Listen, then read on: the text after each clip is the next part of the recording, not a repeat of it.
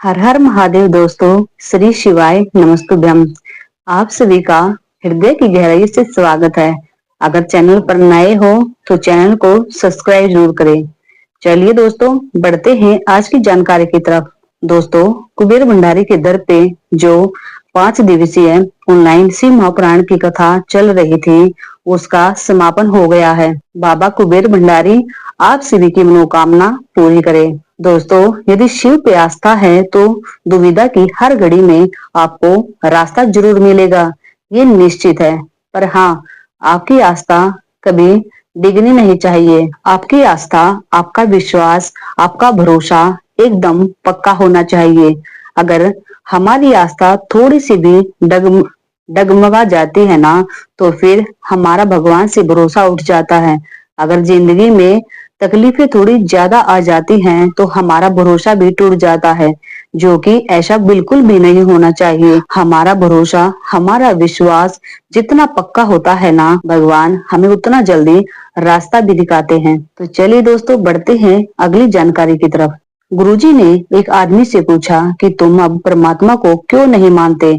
उस आदमी ने कहा, गुरुजी, मेरी पत्नी शांत हो गई, इसीलिए मैंने परमात्मा को छोड़ दिया। गुरुजी बोले, भगवान कोई दूसरा रास्ता निकालेगा। गुरुजी ने उनकी उम्र पूछी। वो आदमी बोला, गुरुजी, मैं 40 वर्ष का हूँ। तब गुरुजी ने कहा, तुम 40 की उम्र के हो, इस अवस्था में आकर तूने भगवान को छोड़ दिया।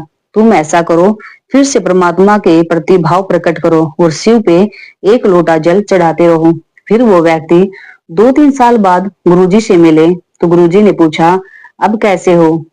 वो आदमी बोला, गुरुजी, सब अच्छा है। अब मैं भी जल चढ़ाता हूँ और मेरी पत्नी भी जल चढ़ाती है। गुरुजी, एक लोटे जल ने कमाल कर दिया, मेरा पूरा परिवार फिर से लौटा दिया। दोस्तों, थोड़ा सब्र करना भी जरूरी होता है। भगवान परीक्षा जरूर लेते हैं, लेकिन जब भी देते हैं ना, तो छप्पर फाड़ कर देते हैं। चलिए दोस्तों, बढ़ते हैं आज की अगली जानकारी की तरफ। आज मैं बताऊंगी आपको एक अनोखे पत्र की जानकारी। गुरुजी के पास आया एक अनोखा पत्र। गुरुजी बोले कि ऐसा विचित्र पत्र बहुत ही कम आता है। करिश्मा सैनी, पति का नाम नरेंद्र सैनी, जिला कटनी, मध्य प्रदेश से है। गुरुजी, हम दोनों पति पत्नी महादेव के साथ होली खेलने आए थे। गुरुजी, हमने सुना था कि कंकर शंकर की धरा पर बैठकर जो मांगा जाए वो मिलता जरूर है। गुरुजी, हम आप पर बिल्कुल भी भरोसा नहीं करते थे और ना ही कुबेर भंडारी पर, लेकिन मेरे पति बोले कि कुबेरेश्वर धाम का ऐसा नियम है कि जो मांगे वो मिलता जरूर है। गुरुजी, हम पति पत्नी ने सोचा कि हम ऐसी चीज मांगेंगे कि भगवान को भी देते समय सोचना पड़े और महाराज जी की बात झूठी साबित कर दे और महाराज जी की बात झूठी साबित कर देंगे कि कुछ नहीं मिलता। लेकिन गुरुजी, हम पति पत्नी ने 2 जुड़वा बच्चे मांगे, एक लड़का और एक लड़की। हमने कुबेर भंडारी से कहा कि अगर आप हमें एक लड़का एक लड़की दोगे तो हम आपको जानेंगे। जैसा कुबेरेश्वर धाम का नियम है, हमने रात्रि 9:15 के समय पूजन की, कुबेर भंडारी की भूमि पर कंकर शंकर की पूजन की और एक बेलपत्र उठाकर हम दोनों पति पत्नी ने आधी आधी खा ली और वहां से चले गए। कुछ दिन बाद मेरा गर्भ ठहर गया। सोनोग्राफी हुई तो पता चला कि गर्भ में एक ही बच्चा है। कई महीने निकल गए गुरुजी। फिर जब सारी जांचें पूरी हुई, फिर 2 महीने बाद फिर सोनोग्राफी हुई। तब डॉक्टर बोला, तुम्हारे दोनों बच्चे की हार्ट बीट चल रही है। ऐसा सुनकर गुरुजी, हम दोनों पति पत्नी की आंखों में आंसू आ गए। ये सोचकर कि हमने कुबेर भंडारी की भूमि पे शंका की, जिस भूमि पर भगवान शंकर अपने पूरे परिवार के साथ रहते हैं, हमने उस धरती पर शंका की। गुरुजी, आज हम बाबा को प्रणाम करने आए हैं। हमने बाबा से 2 बच्चे मांगे थे, एक लड़का और एक लड़की, और बाबा की कृपा से हमें एक लड़का और एक लड़की ही हुई है, तो हम यहाँ प्रणाम करने आए हैं। आज की अगली जानकारी। गुरुजी बोले कि तुम काशी जाना, उज्जैनी जाना, मथुरा जाना, वृंदावन जाना, कहीं भी जाना बहुत आसान है, लेकिन कुबेरेश्वर धाम पे आना आसान नहीं है। यहाँ वही आता है जिसको बाबा कुबेर भंडारी को देना होता है, जिसकी झोली बाबा ने भरनी होती है। इसके दर पे सिर्फ वही पहुंच पाता है। आज की अगली जानकारी। गुरुजी बोले कि अगर तुम्हारी जिंदगी में दुख है, तकलीफ है, कष्ट है, तो थोड़ा सब्र करो। एक लोटा जल शिव पे चढ़ाते रहो, उसका नाम जाप करते रहो। अगर तुम एक लोटा जल कहीं भी चढ़ा रहे हो तो वो एक ना एक दिन असर जरूर करता है। अगर बंजर भूमि पे भी तुम एक लोटा जल चढ़ाते रहो ना तो वहां भी छोटे छोटे पौधे पैदा हो जाते हैं। पत्थर पर भी डालते रहो ना तो एक दिन उस पे भी निशान पड़ जाते हैं। ठीक उसी तरह तुम अपना दिल महादेव को लगाकर, अपना पूर्ण भरोसा लगाकर अगर शिव के मंदिर में एक लोटा जल चढ़ाते हो ना तो देव अधिदेव महादेव भी आप पर करुणा बरसाना शुरू कर देंगे, आपकी झोली खुशियों से भरना चालू कर देंगे। हाँ, थोड़ा समय जरूर लग सकता है, लेकिन एक लोटे जल से आपका दुख तकलीफ कष्ट जरूर कटता है, इतना विश्वास है हमें शिव पे। आज का अगला पत्र, मैं पुनीत कुमार, कुशीनगर उत्तर प्रदेश से। गुरुजी, मैंने पहली कथा धर्मशाला में सुनी और बाबा के धाम भी हर साल आता हूँ और कुछ ना कुछ गिफ्ट लेकर जाता हूँ। गुरुजी, 6 सितंबर 2023 को मैं कुबरेश्वर धाम आया था और बाबा से कहकर गया था कि मेरे पास कुछ भी नहीं है, मुझे प्लाट दिलवा दो। बाबा ने ऐसी कृपा करी गुरुदेव, मुझे 3000 वर्ग फीट का प्लाट दिलवा दिया। फिर गुरुजी, मैं 2024 में आया।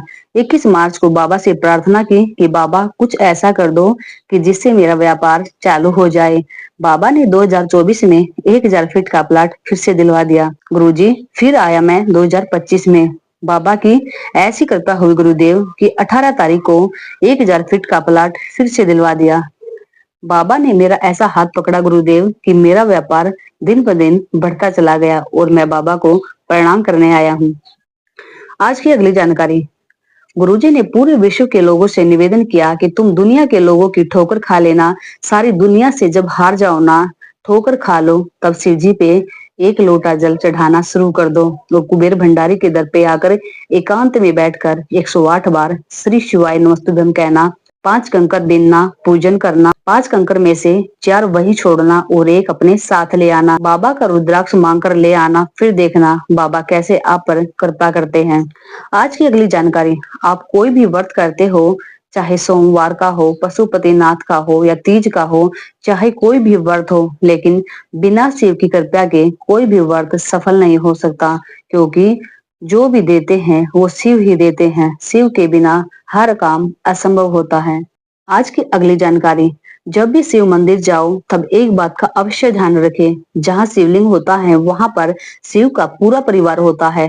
गणेश, कार्तिकेय, माता अशोक सुंदरी, माँ पार्वती और भगवान भोलेनाथ। और ऊपर जो कलश होता है उसमें शिव जी की 5 बेटियां होती है, जया, विषहरा, शामली, बारी, दोतली, देव। जब भी जल चढ़ाने जाओ तो वही 5 स्थानों पर जल चढ़ाओ। अलग से जो गणेश, कार्तिकेय, माता पार्वती की मूर्तियां होती है उन पर जल चढ़ाने की आवश्यकता नहीं होती, क्योंकि हमारे शिव में 33 कोटि देवी देवता समाये हुए हैं। आज की अगली जानकारी, दोस्तों नवरात्र चल रहे हैं तो नवरात्र का एक उपाय बताया है। दोस्तों नवरात्र चल रहे हैं, जो मैं आपको उपाय बताऊंगी वो 9 नवरात्र में से आप किसी भी दिन इस उपाय को कर सकते हैं। आज की कथा में गुरुजी ने बताया कि जिनके घरों में ज्यादा रोग हो, कष्ट हो, भय लगता हो या फिर बीमारियां ज्यादा आती हो तो नवरात्र चल रहे हैं। इन नवरात्र में किसी भी दिन एक कलश में पानी भर कर रखें, जहां आपने माँ दुर्गा, माँ आदि शक्ति, माँ भवानी का दरबार लगाया है, वहां पर पूरी रात उस कलश को रखा रहने दे।